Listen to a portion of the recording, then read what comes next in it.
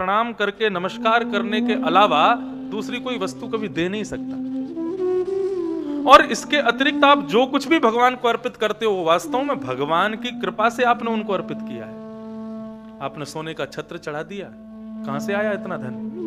भगवान की कृपा से। आपने उनके सामने फल फूल आदि नैवेद्य चढ़ा दिए, कहां से आए? सब ठाकुर जी की कृपा से। आप जो कुछ भी ठाकुर जी को अर्पित कर रहे हो वो भगवान की ही कृपा से आपको प्राप्त है। एक प्रकार से मेरे जन्मदिन में आकर के मेरे ही घर में लगी हुई तस्वीर उतार के मुझको ही दे दी आपने, कुछ अलग नहीं दिया। लेकिन कोई व्यक्ति बैठ करके ठाकुर जी श्री राधा रमन लाल के सामने बैठ करके दो भुजाएं जोड़ करके एक टक उनको निहार करके नमन, नमन का मतलब क्या होता है? ना मन। अब ये मन मेरा नहीं है प्रभु, ये मन आपका है। अपना मन ठाकुर जी को अर्पित करना, बस यही हम दे सकते हैं ठाकुर जी को, और कुछ नहीं दे सकते। नमस्ते, अस्ते का मतलब होता है चुरा लो।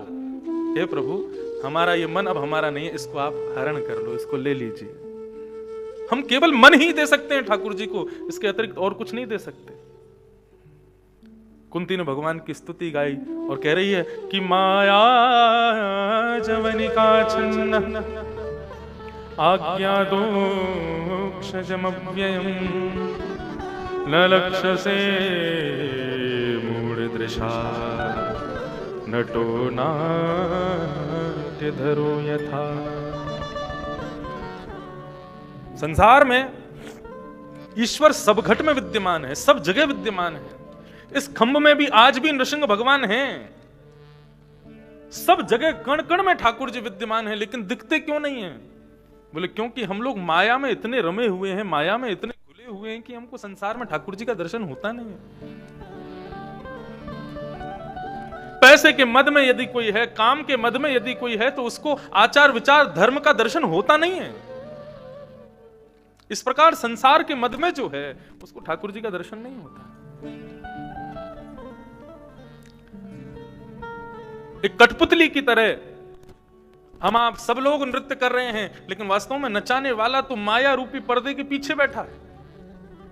मैं कथा कर रहा हूं, आप सुन रहे हो, मैं हंस रहा हूं, आप सुन रहे हो, कहीं कोई रो रहा है, कोई हंस रहा है, कोई लीलाएं कर रहा है। सब लीला करवा कौन रहा है? ठाकुर जी करवा रहे हैं, लेकिन दिखते नहीं है। क्यों नहीं दिखते? क्योंकि माया का एक पर्दा पड़ा है। जिस प्रकार कठपुतली को नचाने वाला कठपुतली को दिखाता है, कभी हंसती है, कभी बोलती है, गिरती है, सोती है, सब काम करती है कठपुतली, लेकिन वास्तव में क्या वो अपने बल पे कर रही है? नहीं। उसकी उंगली, उसके अंग में लगी हुई धागे कोई व्यक्ति अपनी उंगलियों में बांध करके उसको नचाता है, वो व्यक्ति नहीं दिखाई देता। क्यों? क्योंकि माया का पर्दा बीच में पड़ा है। ठीक वैसे ही हम सबकी डोर श्री राधा रमन जी के हाथ में है, श्री गिरधर लाल के हाथ में है। वो जैसे जैसे उंगलियां चलाते हैं वैसे वैसे हम चलने लग जाते हैं, लेकिन वो नहीं दिखते। क्यों? क्योंकि कठपुतली दिखेगी ना। कठपुतली नचाने वाला दिख जाएगा तो फिर कठपुतली का नाटक देखने में आनंद नहीं आएगा। इस संसार में आनंद नहीं आएगा यदि ठाकुर जी दिख गए तो। किसको दिखते हैं? बहुत कम उन्हीं को दिखते हैं जो माया के और ब्रह्म के परिचय को भली भांति जान चुके हैं, उनको ही वे दिखते हैं। कुंती ने भगवान की स्तुति गाई और स्तुति गाते हुए कुंती ने अपनी स्तुति में एक शब्द सबसे विशेष कहा है। वो क्या कहती है भगवान से? यथा ऋषिकेश खलेन देवकी कंसेन रुद्धार्ति चिरं सुचार्पितम् विमोचिताहं च सहात्मजा विभो त्वयैव नाथेन मुहुः विपद्गणा। त्वयैव नाथेन, ये शब्द बहुत ध्यान से सुनिएगा।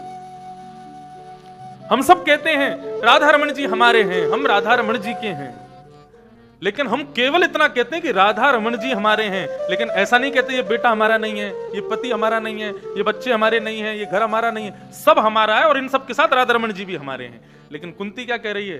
त्वयैव नाथेन, दूसरा कोई हमारा नहीं है, केवल आप हमारे हो। बिन गोपाल को नहीं अपनो जासों कीरत रही है, कोई हमारा नहीं है। ये जो एक शब्द एक्स्ट्रा लगाया है ना कुंती ने, इसलिए कुंती की स्तुति सबसे विशेष है। त्वयैव नाथेन, केवल आप हमारे हो और कोई हमारा नहीं है। केवल आप। कुंती ने भगवान की स्तुति गाई और अंत में अपनी अपनी झोली ठाकुर जी के सामने फैला दी, बोले इसको भर दो। भगवान बोले क्या दूं बताओ? आपको हस्तिनापुर का साम्राज्य मिल गया, आपके बच्चों के सिर पर अब स्वर्ण मुकुट विराजमान है, एक छत्र सम्राट आपके पुत्र बन गए, सब कुछ तो मैंने दे दिया, अब क्या दूं मैं?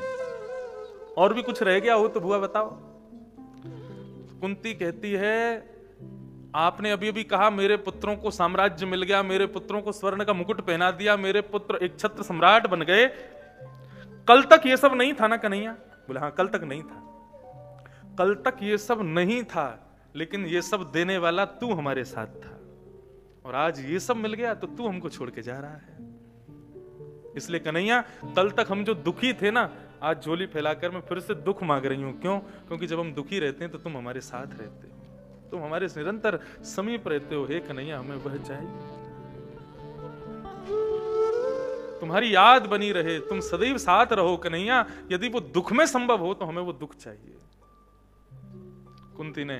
कुंती की इस बात को सुनकर के भगवान ने कुंती को अपने हृदय से लगाया और हृदय से लगा करके कुंती को आश्वासन दिया कि बुआ तुम चिंता मत करो, जब चाहोगी मेरा दर्शन करोगी, और जिस दिन मैं अपनी लीला पूरी करके जाऊंगा पृथ्वी से तुमको साथ लेके जाऊंगा अपने। ऐसी कुंती ने भगवान की मंगलमयी स्तुति गाई। बोलो भक्तवत्सल भगवान की जय। आगे भागवत में श्री भीष्म पितामह की स्तुति का वर्णन आता है। भीष्म पितामह के पास भगवान पांडवों को लेकर के गए और पांडवों को जाकर के पंच धर्म के विषय में मैंने बहुत बार भीष्म पितामह की स्तुति विस्तार से कही है, इसलिए आज केवल सूक्ष्म कहकर के आगे बढ़ूंगा। भीष्म पितामह ने पांडवों को 5 प्रकार के धर्म बताए और धर्म बता करके भगवान की स्तुति का। अच्छा, स्तुति का एक पक्ष सुना देता हूं। ललित गति विलास वल गुहास प्रणय निरीक्षण कल्पितो रोमान कृतमनुकृतवत्य उन्मदान्धा प्रकृति मगन किलयस्य गोपवत्व।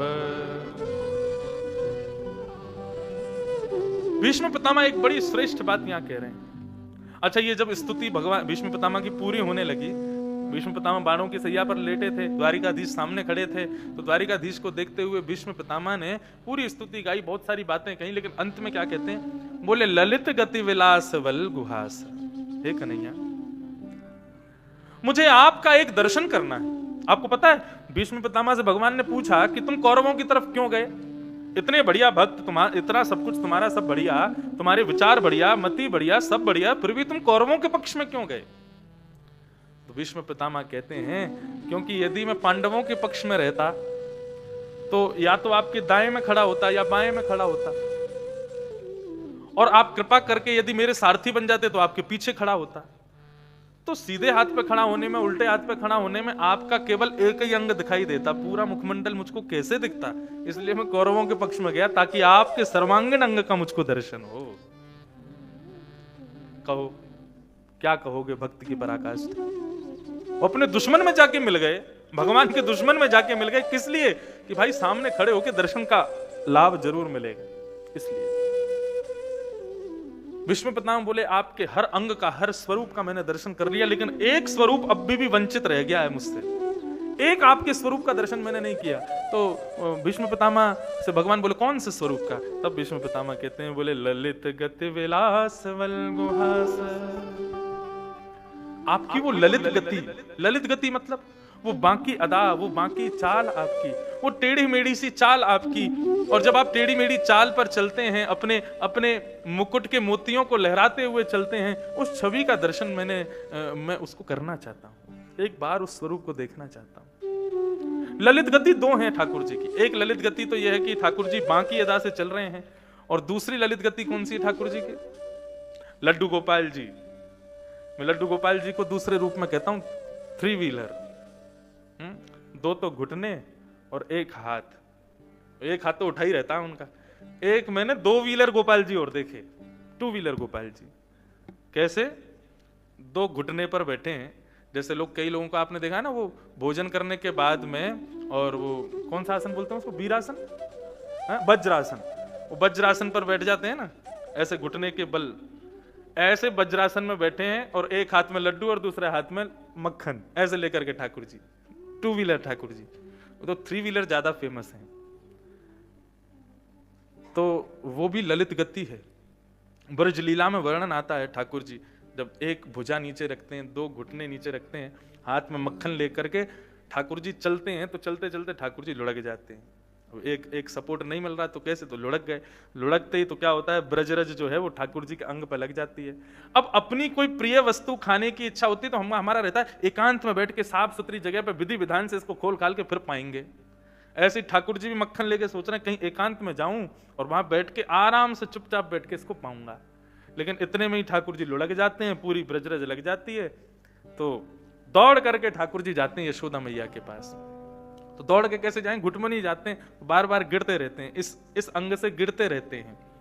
एक हाथ और 2 घुटने के सहारे चल करके गिरते गिरते जब वो चलते हैं उसको कहते हैं ललित गति। ललित गति विलास वल गुहास,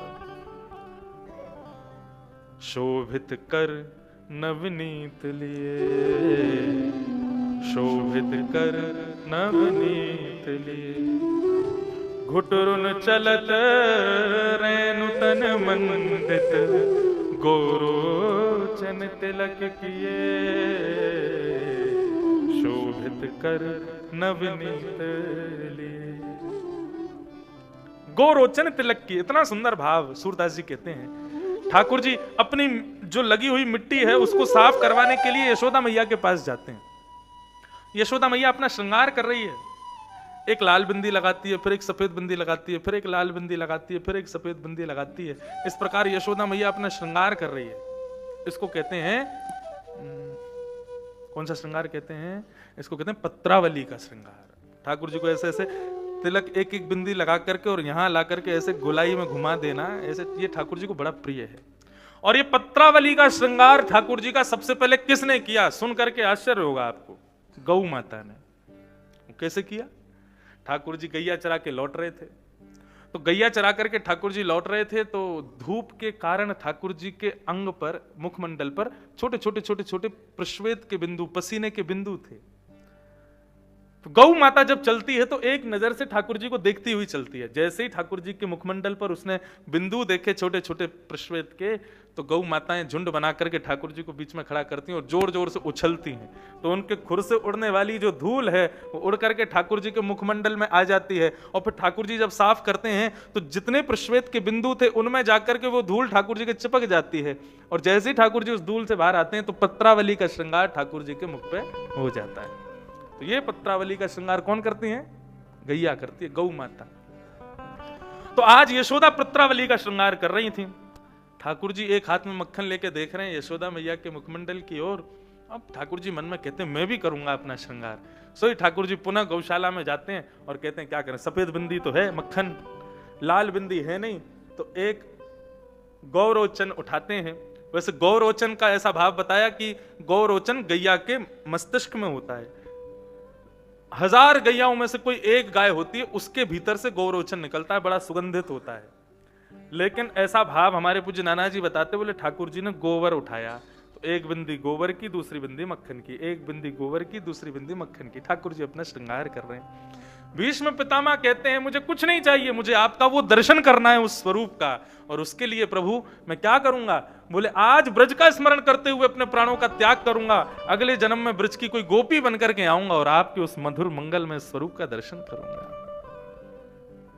ब्रज में एक लीला करके देखना, जब कभी भी आप आओ तो किसी छोटे से ब्रजवासी बालक को, मतलब अब ऐसे पकड़ के तो ले जा नहीं सकते, कोई जानकार हो, उसका कोई छोटा सा बालक हो ना, उसका श्रृंगार करना अपने हाथों से, उसको बढ़िया धोती पहनाना, बगलबंदी पहनाना, फिर उसका श्रृंगार आदि करके मोर पंख लगा के फिर उसको अपने हृदय से लगाना, उसको भोग खिलाना, उसकी आरती करना, फिर दक्षिणा दे देना। और ऐसा ही मानना कि हमने श्री राधा रमन लाल जी की सेवा की है। आपको वास्तविकता बताते हैं, 2-4 बार ऐसी क्रिया आपने की, 6वीं 7वीं बार में कहो तो श्री राधा रमन जी ही आ जाएं आपसे श्रृंगार करवाने के लिए। ये श्रृंगार भोग और राग बहुत प्रिय है लाल जी को, तो होगा, क्योंकि इस पृथ्वी पर सर्वगुण संपन्न कोई नहीं आता। चाहे कोई कैसा भी व्यक्ति क्यों ना हो, यदि उसका जन्म हुआ है तो उसके अंदर दुर्गुण होगा ही होगा, दोष होंगे ही होंगे। बिना दोष दुर्गुणों के मानव पृथ्वी पर उसमें सारे सद्गुण होंगे तो यहां थोड़ी रहेगा, स्वर्ग में रहेगा वो। स्वर्ग लोक और दैत्य लोक में अंतर क्या है? स्वर्ग लोक के जितने भी जीव हैं, वहां के जो देवता हैं, उनमें सब गुण ही गुण है, उनमें कोई दुर्गुण है ही नहीं। और दैत्यलोक के जो लोग हैं उनमें कोई गुण ही नहीं है, सारे दुर्गुण ही दुर्गुण है।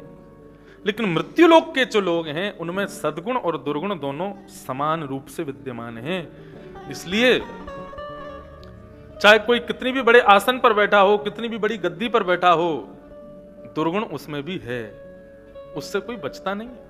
नहीं तो हम इस पृथ्वी पर होते ही नहीं।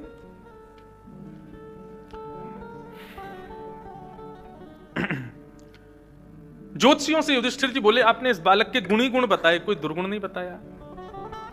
तब उन ज्योतिषियों ने कहा, महाराज, तक्षकादात्मनो मृत्युम द्विजपुत्रो विसर्जिता प्रपत्स्यत उपश्रुत्य मुक्त संग पदम हरे। महाराज, इस बालक की मृत्यु एक तक्षक सर्प के डंसन से होगी, अकाल मृत्यु होगी। ऐसा शास्त्रों ने बताया, मैंने बड़े लोगों से भी सुना कि सर्प का डसा हुआ व्यक्ति स्वर्ग चला जाएगा, पाप किए होंगे तो नरक चला जाएगा, लेकिन उसको वैकुंठ की प्राप्ति नहीं होती। सर्प के डंसन वाले व्यक्ति का पुनर्जन्म होगा ही होगा, निश्चित है।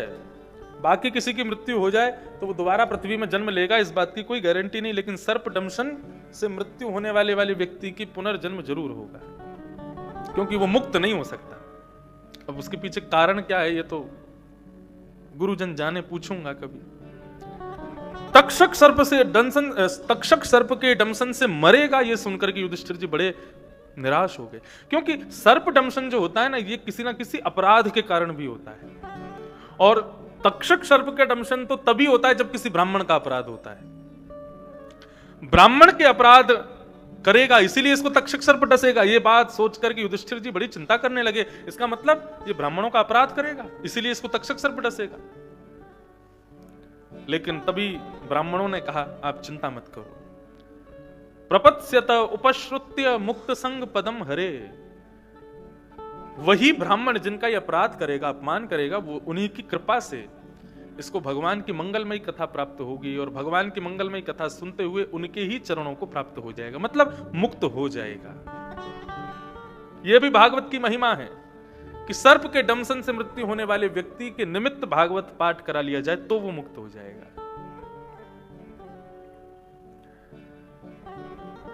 धीरे धीरे वो बालक बड़ा हुआ। भगवान टोपी कुर्ता लेकर के आए, उस बालक को देखने आए, उसके लिए सामग्री लेके आए। लौट करके वापस जाने लगे तो अर्जुन भगवान को छोड़ने के लिए गए। अच्छा, महाभारत में कथा थोड़ी सी अलग है। महाभारत की कथा ऐसी है कि जब उत्तरा ने उस बालक को जन्म दिया तो जिस बालक की भगवान ने गर्भ में ब्रह्मास्त्र से रक्षा कर ली, तो ब्रह्मास्त्र उसके जन्म लेने का इंतजार कर रहा था। बोले, गर्भ में तो मैंने तुझे छोड़ दिया, लेकिन तू जन्म लेगा तो तुझे छोड़ूंगा नहीं। जैसे ही उस बालक ने जन्म लिया तो ब्रह्मास्त्र के तेज से वो बालक नष्ट हो गया, और तभी भगवान पहुंचे थे उस बालक को मिलने के लिए, देखने के लिए। तो उत्तरा की गोद में वो बालक मृतक अवस्था में था।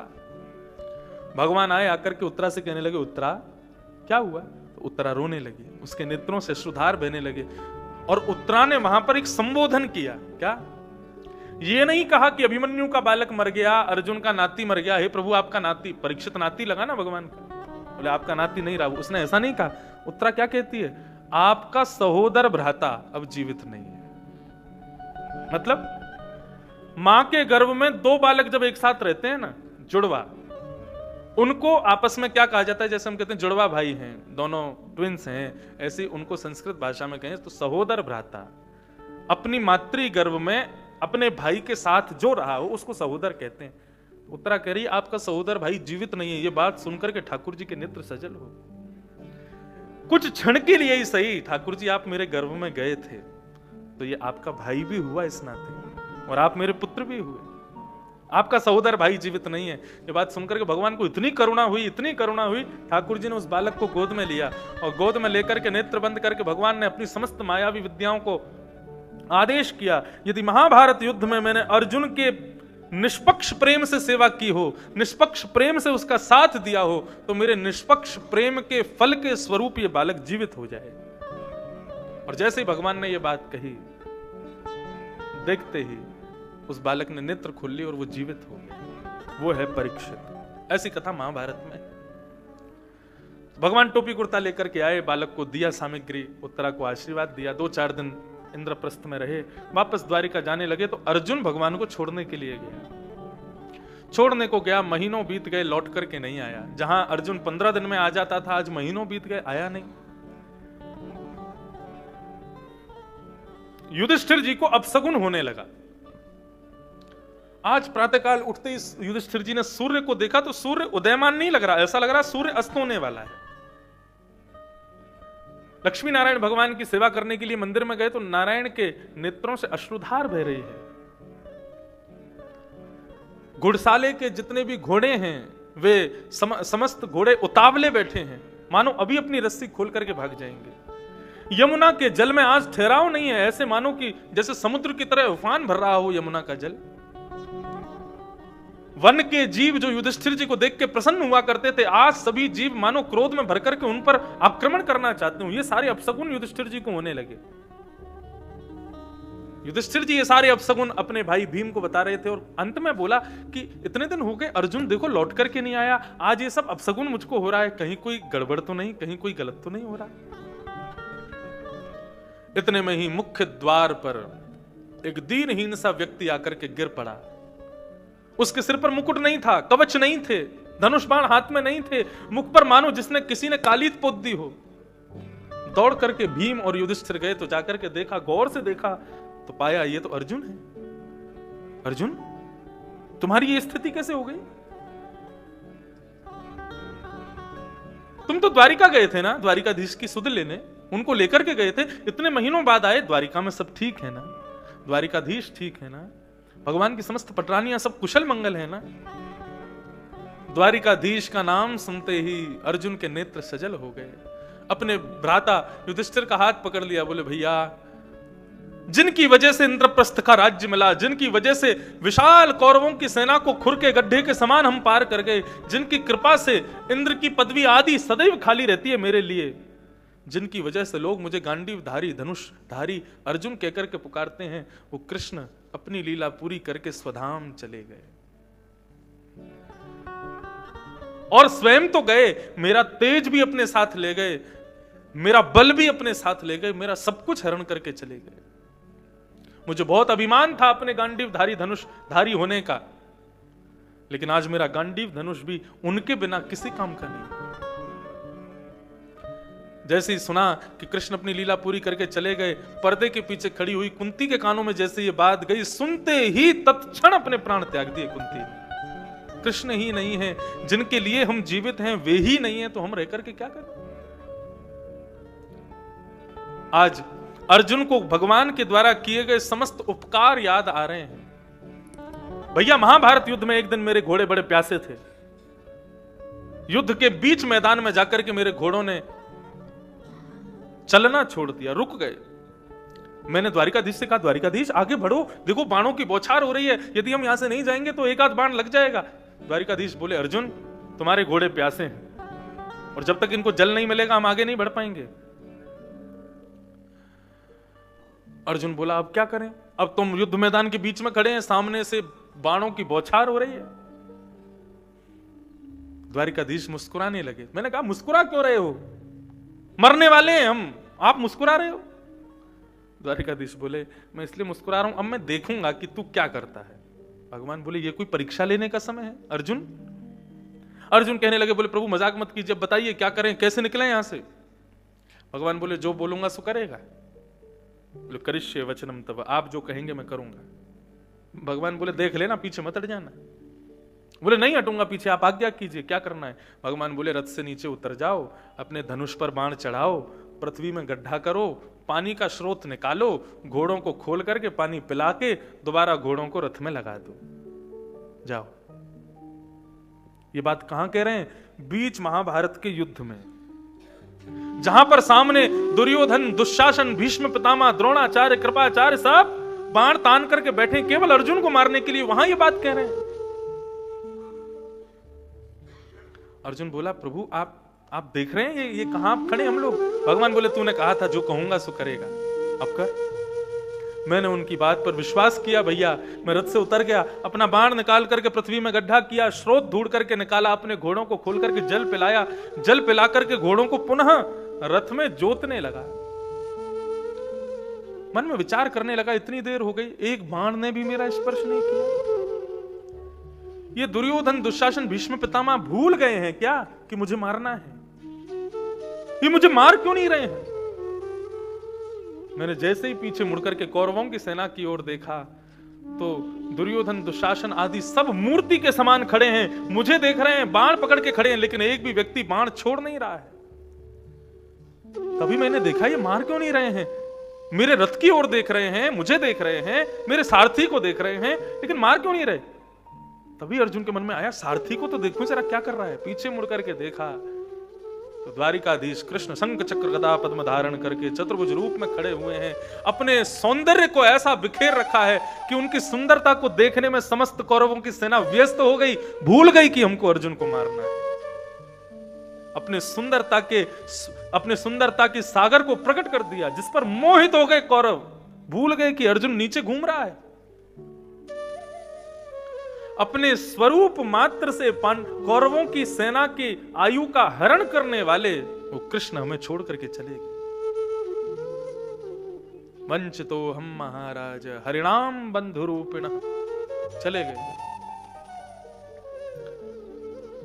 आज अनंत उपकार भगवान के याद आ रहे थे। पांडवों ने अपने राजकीय वस्त्रों का त्याग कर दिया। छोटे से नन्हे से परीक्षित को राज्य गद्दी पर बिठा करके उसके बगल में मुकुट को रख दिया। ब्राह्मणों को प्रणाम करते हुए कहा, इस बालक से आप राजपाट करवाइएगा और हम पांचों पांडव द्रौपदी के साथ अब यहां नहीं रहेंगे। जो कृष्ण का दिया है वो तभी तो भोगेंगे जब कृष्ण हो, जब कृष्ण ही नहीं है तो यहां रह करके क्या फायदा। पांचों पांडव अपने राजपाट को त्याग करके स्वर्गारोहण को चले गए। बोलो भक्तवत्सल भगवान की जय। मैं बंधुओं कथाओं में बताया करता हूं, ये पंच पांडव मानव के पंच गुण हैं। द्रौपदी मानव का छठवां गुण है। ये 6 गुण जिसके अंदर होते हैं, ठाकुर जी उसकी सदैव रक्षा करते हैं। युधिष्ठिर, भीम, अर्जुन, नकुल, सहदेव। युधिष्ठिर यानी कि धर्म, भीम यानी कि बल, अर्जुन यानी कि मन, सहदेव यानी कि बुद्धि, नकुल यानी कि स्वरूप। इन पांचों में से यदि एक भी गुण आपके पास है, आप धर्मवान हो, आप बलवान हो, आप मनवान हो, आप बुद्धिमान हो, आप स्वरूपवान हो, इन पांचों के साथ में पत्नी इनकी एक ही है, द्रौपदी। द्रौपदी यानी कि दया। जो अपने बालकों के हत्यारे को भी मुक्त करने के लिए कहे, वो दया ही तो है। यदि धर्मवान हो तो दया चाहिए, यदि बलवान हो तो दया चाहिए, यदि मनवान हो तो दया चाहिए, बुद्धिमान हो तो दया चाहिए, और स्वरूपवान हो तो भी दया चाहिए। यदि इन पंच गुणों के साथ में दया आपके पास है तो आपके महाभारत युद्ध के रथ के सारथी श्री कृष्ण बन जाएंगे। हम सब महाभारत कर रहे हैं बंधुओं, हम सबकी महाभारत चल रही है, सबकी अलग अलग महाभारत चल रही है, सब लड़ रहे हैं। अपने शरीर रूपी रथ पर आरूढ़ होकर के हम भी इस महाभारत के सैन्य युद्ध में लड़ रहे हैं, लेकिन हम कौरव हैं कि हम पांडव हैं ये हमें नहीं पता, बस हम लड़ रहे हैं। कौरव और पांडवों का एक ही पता है कि पांडव कौन है, जिनकी तरफ द्रौपदी और कृष्ण हैं वो पांडव है। तो द्रौपदी यानी कि दया, दया जिनके पास है उनके पास कृष्ण पहुंच ही जाएंगे, वही पांडव बन जाएंगे और महाभारत युद्ध को जीत जाएंगे। किसने जीता? सूरदास जी ने जीता इस महाभारत युद्ध को। मीराबाई ने जीता है, तुलसीदास जी ने जीता है, कुंभन दास जी ने, रैदास जी ने, इन सब ने अपने महाभारत युद्ध को जीता है। अब हमारी बारी है जीतने की। कब जीतेंगे? जब अपने भीतर विद्यमान पंच पांडव रूपी गुण का ब्याह हम द्रौपदी से कराएंगे, तभी कृष्ण हमारे रथ के सारथी बनेंगे। क्योंकि जहां दया नहीं आएगी वहां पर कृष्ण कभी नहीं आएंगे। अरे बल तो रावण में भी है और बलराम जी में भी है, लेकिन वो निर्बल के बलराम हैं, वो बल होते हुए भी उसके अंदर दया नहीं है रावण के पास, इसलिए वहां पर राम नहीं है, वहां पर कृष्ण नहीं है। बल कंस में भी है, लेकिन कंस के बल में दया नहीं है, इसलिए दया का होना बहुत जरूरी है। पंच पांडवों को हम प्रणाम करते हैं। आगे के प्रसंग में आता है कि धीरे धीरे परीक्षित बड़े हो गए, उनका ब्याह हुआ, जन्मेजय आदि पुत्र हुए। एक दिन परीक्षित जी भ्रमण करते हुए अपने राजपाट में सब देख रहे थे, कोई दुखी तो नहीं है, किसी को कोई कष्ट तो नहीं है। तभी परीक्षित जी पहुंचे तो उन्होंने एक आश्चर्य देखा कि एक वृषभ बैल अपने एक पैर पर खड़ा है, उसके 3 पैर काट दिए हैं। एक काला काला व्यक्ति उसके चौथे पैर को भी काट रहा है। तभी वहां पर श्री परीक्षित जी पहुंच गए और अपनी तलवार निकाल के उसको मारने लगे। बोले, भाई तुम इसका पैर काट रहे हो, कौन हो तुम? तब उन्होंने अपना परिचय दिया, वृषभ ने अपना परिचय दिया, बैल ने कहा मैं धर्म हूं। धर्म के 4 चरण होते हैं, सत्य, दान, दया और पवित्रता। 3 युग नष्ट हो गए, यानी कि धर्म के 3 पैर चले गए। दया, दान और पवित्रता, ये 3 पैर कट गए हैं कलयुग में, केवल एक पैर से खड़ा है धर्म, वो है सत्य। अब धीरे धीरे लोग असत्य का संभाषण करने लग गए हैं। धीरे धीरे जिस दिन लोग बहुत झूठ बोलने लग जाएंगे और झूठ ही बोला करेंगे, उस दिन घोर कलयुग आ जाएगा। आज भी सत्य बोलने वाले लोग हैं, इसलिए धर्म बचा हुआ है, नहीं तो जिस दिन भयंकर झूठ आ जाएगा उस दिन घोर कलिकाल आ जाएगा। पृथ्वी को सबसे ज्यादा भार किसका लगता है पता है? झूठे व्यक्ति का। कोई बहुत मोटा हो जाए, किसी का बहुत वजन हो जाए, कोई कितना भी बड़ा अपराध कर दे, उसका वजन भी पृथ्वी सह लेती है, लेकिन झूठ बोलने वाले का वजन पृथ्वी से सहन नहीं होता। आप कभी अनुभव करके देखना, बड़े समाज में या किसी बड़े श्रेष्ठ स्थान पर आप झूठ बोलोगे, और सबसे बड़ी बात बताऊं, राधा रमन लाल जी के सामने आप खड़े होकर कुछ झूठ बोलो, कुछ भी, आपके पैरों में चींटियां दौड़ने लगेंगी, पृथ्वी हिलने लगती है उतनी देर के लिए। अजीब सा अनुभव होता है, अपने अंदर से ग्लानि जैसी अनुभव होती है कि हम झूठ क्यों बोल रहे हैं, क्योंकि पृथ्वी को भार सहन नहीं होता। इसलिए कलयुग में धर्म एक पैर पर खड़ा है, सत्य, इसलिए सत्य कहो। लेकिन मैंने एक बात कही, कैसा सत्य बोलो? प्रियम सत्य बोलो, जो प्रिय लगे, जो सुनने में अच्छा हो, वही सत्य बोलो। किसी के सुनकर के हृदय को ठेस पहुंचे ऐसा सत्य भी मत बोलो। किसी को सुनकर के बहुत बुरा लग जाए, समाज को बहुत बुरा लग जाए, किसी का परिवार उजड़ जाए, वैसा सत्य भी मत बोलो। कैसा सत्य बोलो? प्रिय सत्य बोलो। काले काले व्यक्ति से पूछा, भाई तुम कौन हो? बोले कि मैं कलयुग हूं। सतयुग जाता है त्रेता, त्रेता जाता है द्वापर, आता है द्वापर गया, मेरी बारी में कलयुग हूं। मैं इसका चौथा पैर काट रहा हूं। धीरे धीरे लोग असत्य का सहारा लेंगे, तभी तो घनघोर कलयुग आएगा। अभी तो ऐसा बताते हैं कलयुग छोटा सा है, अभी बालक है, अभी तो उसकी युवावस्था आएगी। भगवान की बड़ी कृपा है कि हम लोगों का जन्म अभी हो गया है, क्योंकि आगामी 100 साल बाद का जो जीवन है ना, वो खतरनाक होने वाला है, बहुत भयावह है। इसलिए भैया इसी जन्म में ही भजन कर करा के चले जाओ, दोबारा आने की जरूरत नहीं है पृथ्वी पे। क्योंकि हमारे जो आगामी हमारे जो वंश के लोग होंगे ना, नाती पोती संती आदि जो भी हमारे बाद होने वाले हैं, भगवान बचाएगा उनको। बहुत बुरा समय आने वाला है आगे, अभी आ गया, बहुत हद तक तो हम लोग देख ही रहे हैं क्या क्या हो रहा है दुनिया में। लेकिन इसका भी, ये तो कुछ नहीं है, अभी ट्रेलर चल रहा है पिक्चर का, अभी तो पिक्चर शुरू होगी 100 साल बाद, 100, 150, 200 साल बाद। उसको कौन देखेगा?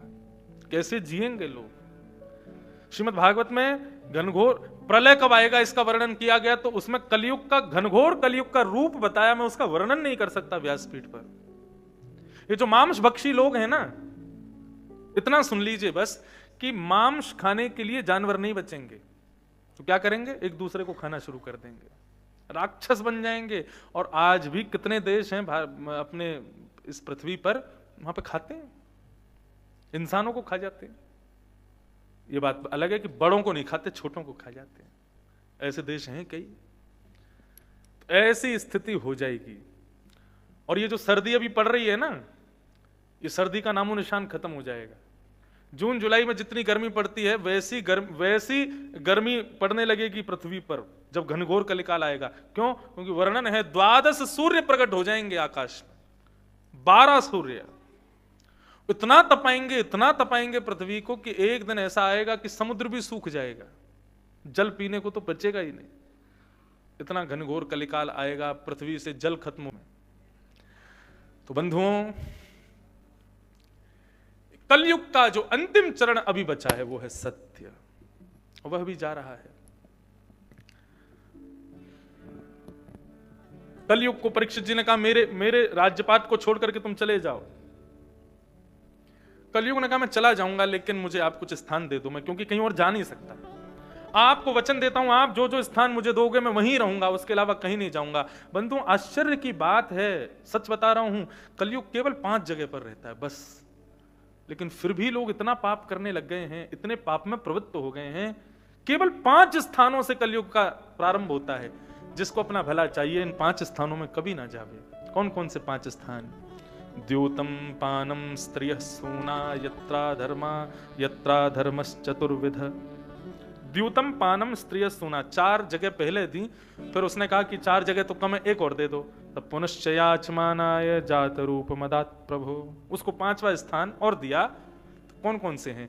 द्यूतम यानी कि जुआ, पानम सुरापान आदि, स्त्रियः पराई स्त्री संग, सूना यानी कि हिंसा, और 5वां स्थान दिया अनीति का धन, बिना मेहनत का धन।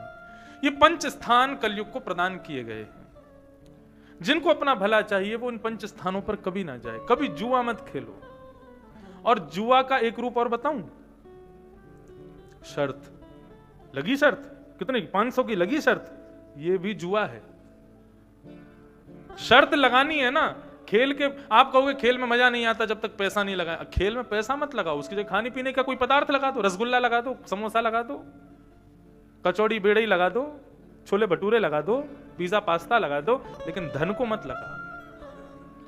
हारने वाला जीतने वाले को ये खिला देगा, ऐसी शर्त पे भी चल जाएगा काम, लेकिन धन का प्रयोग नहीं, क्योंकि धन लक्ष्मी है और लक्ष्मी को दाव पर नहीं लगाया जाता। लक्ष्मी को इस प्रकार दाव पर लगाने से अपराध होता है, पाप होता है।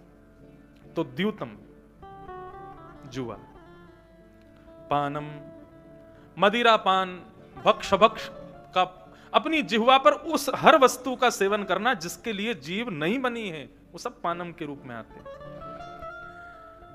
स्त्री, एक स्त्री ब्याह होते हुए भी परस्त्री संग करना, ये पाप का निवास है, उस कलयुग का निवास है। और सूना यानी कि हिंसा, हिंसा इसमें भी कलयुग है। और पुनश्च याचमाना, ये 5वां जो स्थान कलयुग को प्रदान किया वो दिया गया अनीति का धन, बिना मेहनत के कमाया गया धन, उसमें कलयुग रहता है। अब आप विचार करो, ये 5 जगह पे ही है बस कलयुग, फिर भी कितना पाप बढ़ रहा है। क्यों? क्योंकि जो पाप कर रहे हैं वो निश्चित ही इन 5 में से किसी एक के आदि तो होंगे ही होंगे, इसीलिए पाप कर रहे हैं। आप कहोगे हम जुआ नहीं खेलते, हम पानम नहीं करते, परस्त्री संग नहीं करते, हम हिंसा नहीं करते, लेकिन ये 5वें से तो कोई भी नहीं बचता। अनीति का धन तो सबके घर में है। 8 नवंबर 2017 16 याद है सबको, क्या हुआ था? नोटबंदी।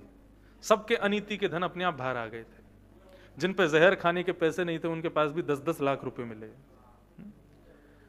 कहां से आया इतना पैसा? सबके घर में रखा है, सबके पास है अनीति का धन। तो ये अनीति का धन जो है यही हमारी बुद्धि को भ्रष्ट करता है। उसी की वजह से जो छोटे मोटे पाप हो जाते हैं ना, वो अनीति का धन ही करवाता है हमसे। कलयुग को 5 स्थान दिए परीक्षित जी ने, लेकिन परीक्षित जी स्वयं भटक गए। लौट करके जैसे ही अपने राज्य में आए तो तहखाना खोल करके देख रहे थे कितना सोना चांदी सब रखा है, सब दादा परदादाओं ने कमाया हुआ था। उसमें एक मुकुट रखा था, वो जरासंध का मुकुट था। उस मुकुट में बहुत सारी मणियां लगी थी। जरासंध हठ पूर्वक राजाओं को मार देता था और उनकी मणि निकाल के अपने मुकुट में लगा लेता था। भीम ने जब जरासंध को मारा तो उसका मुकुट ला करके अपने तिजोरी में रख दिया।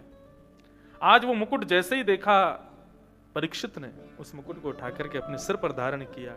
कलयुग प्रविष्ट हो गया। अनीति का धन, बिना मेहनत का धन, स्वयं भटक गए।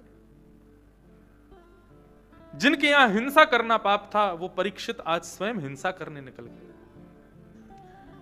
वन में गए, कोई मार नहीं पाए किसी जीव को, लेकिन वन में विचरण करते करते करते करते सीधे पहुंचे एक संत के आश्रम, जिनका नाम है शमिक मुनि। शमीक मुनि ध्यानस्थ बैठे थे, उनसे जाकर के जल की याचना करने लगे। शमीक मुनि ने जल देने से मना कर दिया, इनकार नहीं किया। वे ध्यानस्थ बैठे थे तो कुछ प्रत्युत्तर नहीं दे पाए। उनकी ध्यान की मुद्रा को परीक्षित ने पाखंड समझा। राजा खड़ा है द्वार पर और ये यहां पाखंड कर रहे हैं, ध्यान में बैठे हैं, जल के लिए भी नहीं पूछ रहे। एक छत्र सम्राट। अपमान का बोध उसी को होता है जिसको सम्मान की बहुत इच्छा होती है,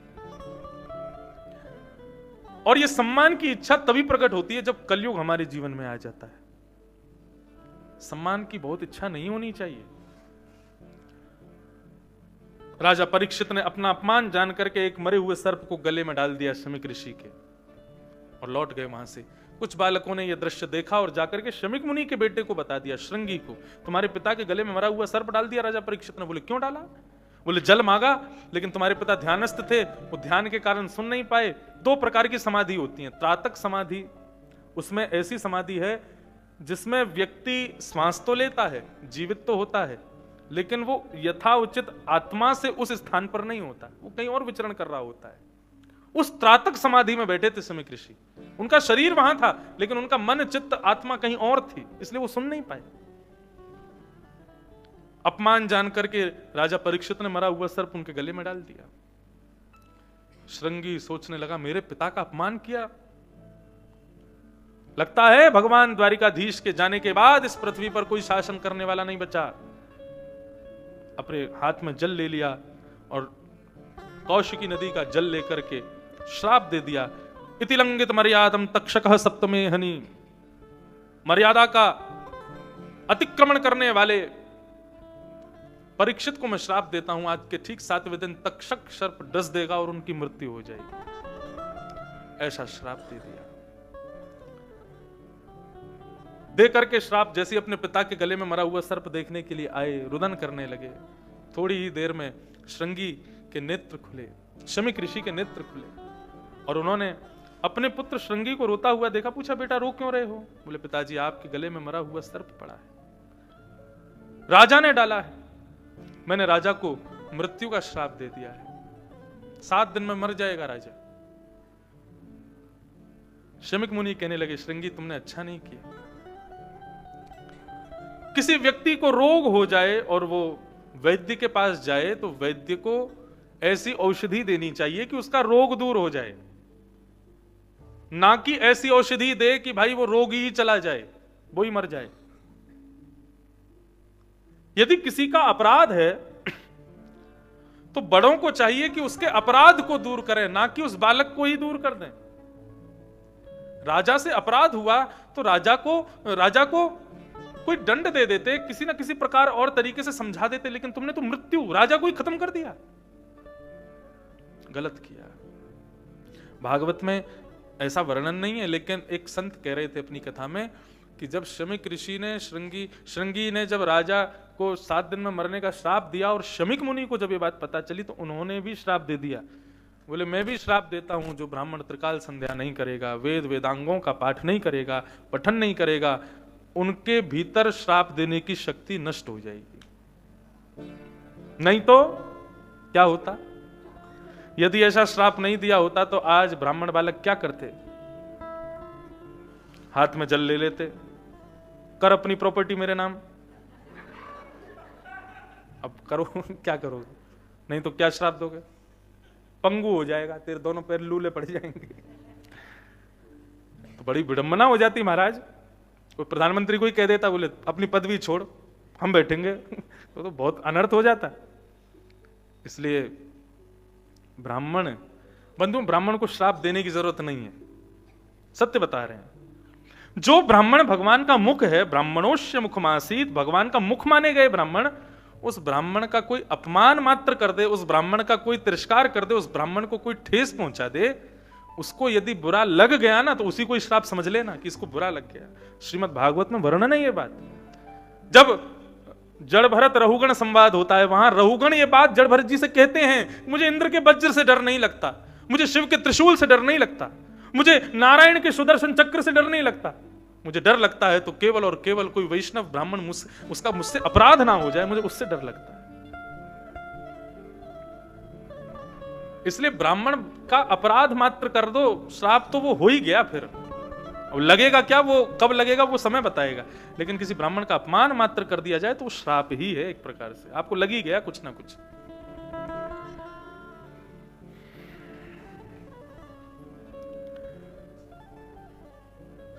शमीक ऋषि ने अपने गौरमुख शिष्य को बुलाया और कहा कि आप जाइए, जाकर के राजा परीक्षित को बता दीजिए उनके जीवन के 7 दिन शेष हैं। गौरमुख गए और जाकर के राजा परीक्षित को उन्होंने, राजा परीक्षित ने जैसे ही मुकुट उतारा, मुकुट उतारते उनको याद आया मैंने क्या कर दिया, मुझसे बहुत बड़ी गलती हो गई, मैंने संत के गले में मरा हुआ सर्प डाल दिया। अपनी पत्नी से कहने लगे मुझे श्राप क्यों नहीं लगा, मेरा शासन जल करके राख क्यों नहीं हो गया, मैं अभी तक जीवित क्यों बैठा हूं। तभी गौरमुख आए और आकर के बोले राजा परीक्षित, मैं शमीक मुनि के आश्रम से आया हूं, जहां आप सुबह पधारे थे, आपने जल मांगा लेकिन हमारे गुरुदेव ने नहीं दिया, तो आपने उनके गले में मरा हुआ सर्प डाल दिया। बोले हाँ भैया अपराध हो गया मुझसे। बोले महाराज क्षमा करें, उनके पुत्र श्रृंगी ने इस अपराध को जान आपको दंड दिया है। आपके जीवन के 7 दिन बचे हैं, 7 दिन बाद तक्षक सर्प आपको दस देगा, आपकी मृत्यु हो जाएगी। ये बात सुनकर के राजा परीक्षित आनंद विभोर हो गए, नृत्य करने लगे, आनंद करने लगे, अपनी पत्नी के साथ नृत्य करने लगे।